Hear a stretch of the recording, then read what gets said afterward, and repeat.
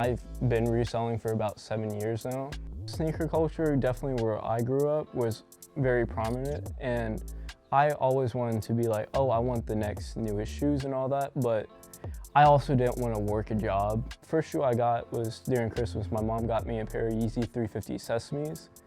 I wasn't supposed to sell them, but I ended up selling them, buying more shoes, and it eventually expanded for me, and I was the only guy in high school selling shoes.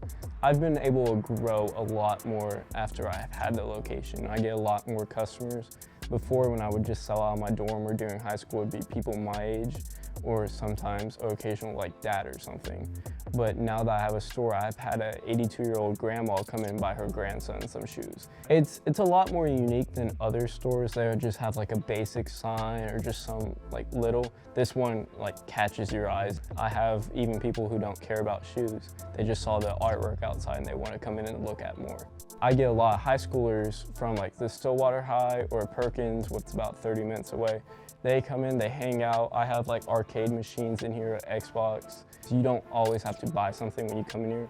I'm okay with people just coming in and talking with me, or sitting down playing a little Xbox. It's more like a community-based thing. I heard about him a long time ago with my entrepreneurship class. He's had the same professor I've had. I remember the professor talking about, oh, direct kicks and all that. I was like, never heard of him, but I guess it's a bigger store in New York now. And I was walking around buying shoes, and he just ran up on me and was like, hey, you have a store in Stillwater now and all that? The New York me, I was like, do you know who I am or something, And he was like, no, whatever. I was just like, listen, I was like, I started there like 10 years ago. I think we spent like a few hours here and we just kind of clicked, you know what I mean?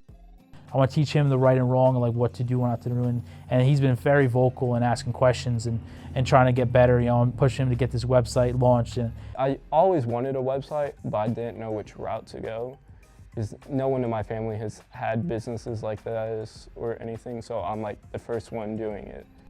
Kid's like a little brother to me, you know what I mean? He's the same kind of like ball breaker that I am and stuff. Now with his help, I could expand a little more, and I have someone I could call up, ask questions. He gets mad. I call him like 5 times a day. Oh, how do you run this? How do you run this? But it helps me grow, and I'm starting to learn a bit more.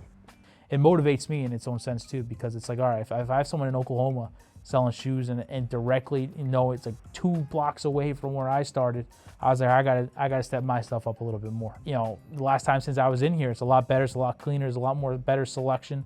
It motivates me to spend a few bucks with him today. So, I guess he's doing something right.